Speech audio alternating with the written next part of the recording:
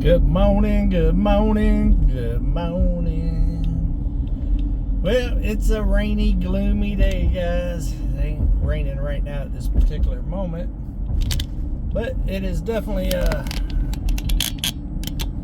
getting ready to give us another blast. Rain's been coming off and on for the last 2 days. Nothing heavy so far. Sunday we're gonna get some heavy rain. But these first 3 days has been,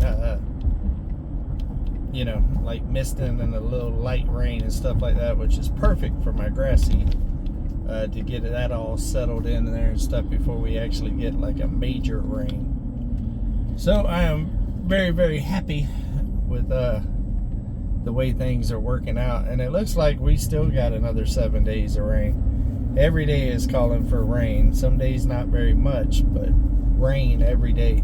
So it should be enough to keep the ground nice and moist and wet and allow that grass seed to germinate.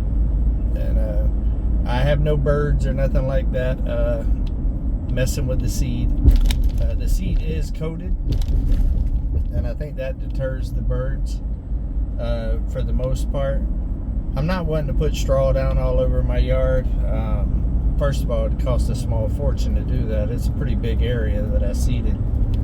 And if the birds ain't messing with it, and the fact that I tilled it all up with the box blade and the teeth on the box blade, I think it makes to where the seed's not just going to run off and stuff like that. So I think I'm in the good as far as that, as long as the seed germinates and with proper water and stuff. And it's the best time of year to make that happen, in my opinion, with all the rain that we're going to be getting. And hopefully I'll have some sprouts by next week, little baby sprouts. Update on Coco, she still has not had her baby, which shocked me because her bag is just so big right now. But she is staying in the pen. She got out like 2 hours after I put her in there originally, but that's because they jumped on a tree and pushed it down into the fence and shorted it out. But so far, knock on wood, she is staying put. So hopefully she stays there. We'll see. If she keeps escaping, I'm gonna end up having to take some of the old cattle panel and stuff that I got from taking down that shed down there where they had the dog pens and stuff, and I might have to try to build her a pen by herself just to keep her in. We'll see. Hopefully I ain't got to do that, but once this grass starts growing and stuff, I want it to have a decent chance. I don't want her eating it off as little baby grass and keeping it from growing. So I'm going to do what I have to do to keep her corralled up for a little while. Once the grass gets established, I don't mind so much until I start putting flowers and stuff like that on the ground. She hasn't tried to touch any of the hanging plants or anything like that, so that's a win. Let me flip y'all around, show y'all the gloominess of the day and a little bit of a view as well. But all in all, going pretty good. I did edit a video yesterday for Come On Homesteading and put that out. If y'all missed that, definitely go check it out. It's a really good video. Really, really good video. Mixed up some of the music a little bit in this one. Got some new tunes, and I'm actually in the process of finding new music as well. There's a what's the word I'm looking for? A catalog of music that I've used over the last year and a half. I make folders, and I put new music in, and I separate it and organize it and stuff like that, so I know what batches is what. And I'm actually just created a new folder and starting a new round of music as well. And then what I typically do is incorporate a little bit from everything with videos, depending on the video and the feel that I'm looking for the video. I'm thinking about doing a new intro video, not the intro for the videos, but a intro for the channel video. I haven't done one since I first started YouTube, and now that I'm in Arkansas, I think it would be cool to update that video for all the new subscribers that come and stuff, to kind of learn what the channel's about and the whole journey here to Arkansas and all of that. So thinking about working on that here soon too. I think it'd be cool to do a little bit of updating with that.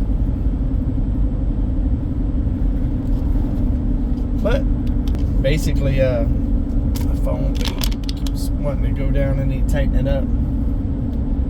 But I'll be doing some more editing when I get back home from today's adventure. Being that we got a lot of strong rain coming Sunday, you never know with that river creek there at the house, with us getting slow rain for like 3 to 4 days up to it, and then it have a heavy rain, has the possibility of getting pretty high. So I want to go ahead and get my gas and supplies and stuff that I need before that. And I also need to get some potting soil for the new gardening thing that I'm building. I can't wait for y'all to see that, guys.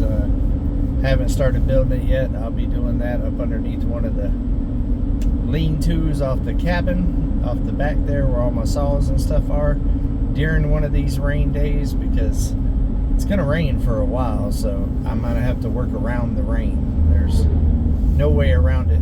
We're getting closer and closer to the meetup. We're almost at the end of the month. I think Tuesday is the end of the month, and it starts May, and at that point we're only 17 days away from the meetup, and I'm actually less days than that, only about 10 days away from Levi coming. So time is ticking, and there's certain things that I want to get done before all my family gets here and before the meetup. I'll also be working on the cabin this week coming up, getting the inside situated for my brother and sister-in-law and Levi, and I think that maybe my mom might even be staying at the cabin now. There's been a couple of changes of plans with that. I got to figure that out.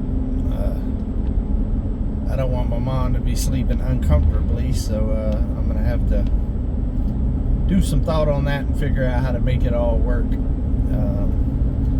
But I should be able to figure something out.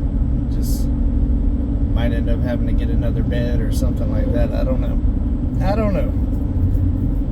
I've been thinking about it. Just got to figure it out. I need to go ahead and re-up all the animal food.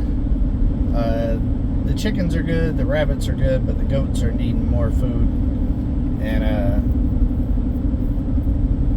when one of them needs it, I go ahead and get it for all of them. So we get a couple of bags of goat feed, and then a couple of, probably just one bag for everybody else. Dogs are good. They got plenty of dog food as well. I probably don't need to get dog food this time, because I think they was the main one that needed something last time. So their barrel is pretty full. I got them all in 55-gallon drums. And part of all the stuff that's been going on at the cabin with me moving the goats and the rabbits and all of that, I also moved everybody's food barrel closer to each of the animals, making it a little bit easier and seamless for me to feed everybody. I just need to get a couple more scoops because I've separated so many barrels now. With everything all in the same spot, I was able to use the same scoop, but now that everything's spread out, I need to get a couple extra scoops. I believe that I got everything I need for the rabbit tractor. The only thing I'm going to get is I'm going to get some chicken wire to put at the bottom of the rabbit tractor. I figured chicken wire would be good enough for them not to dig out, and also be small enough with big enough holes and stuff to allow the grass to come up through.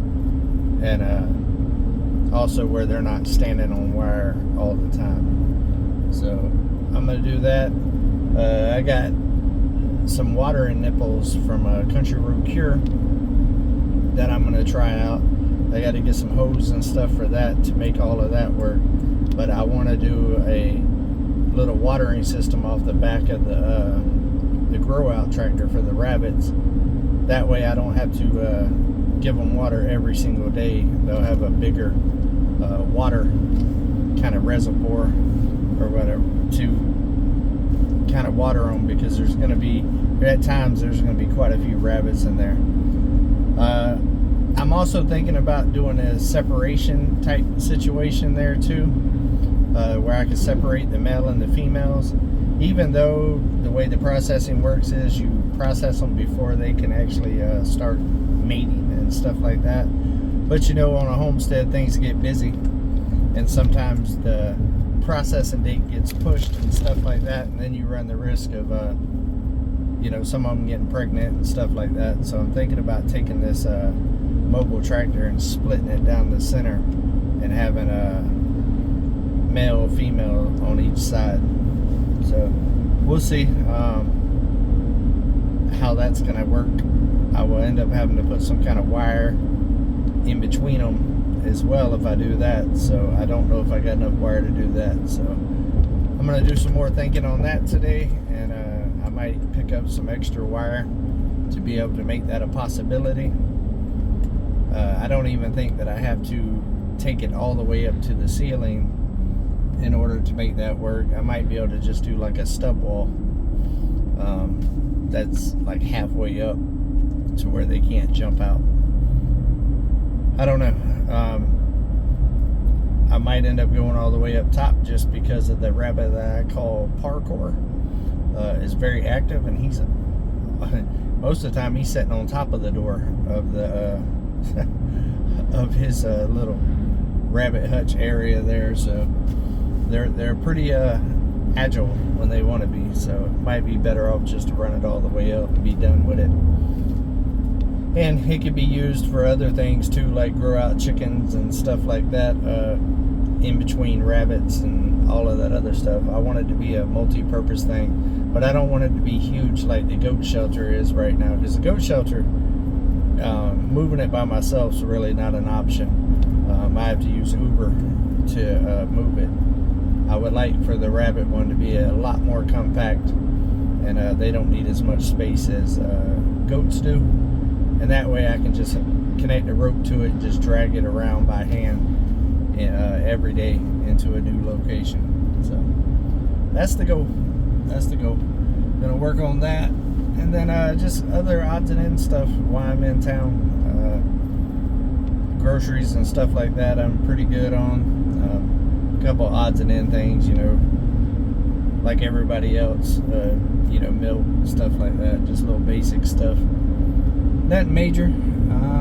The freezers are full, but it's been a busy couple of days there at the cabin. I've been working until dark every single day outside, and then waking up early in the morning or in the evenings and trying to edit a lot more. I'm sure y'all have noticed on cmonhomesteading a lot more videos has been coming out. I got a lot more going on right now, a lot more to show y'all. So I'm putting out a bunch of videos on top of it, which is cool. The last video is getting good responses, so I appreciate that. Like I said, if you ain't checked it out, go check it out. It's busy. These videos are slam packed full of stuff, different stuff. It's not just with so much stuff going on in so many different places, it's not just one thing the whole video. It's a lot of different things packed into these videos. So, but it's coming a long way.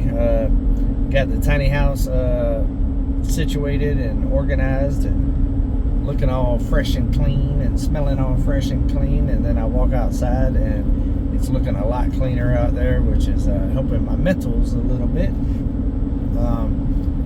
Today, whenever I get back and in the morning, I'm going to be focusing on that back lean-to off the cabin. Now that I got the raised bed area, or not the raised bed area, but the grilling area all situated and decorated for spring and all of that, and it's just a really comfortable place to kind of hang out and chill.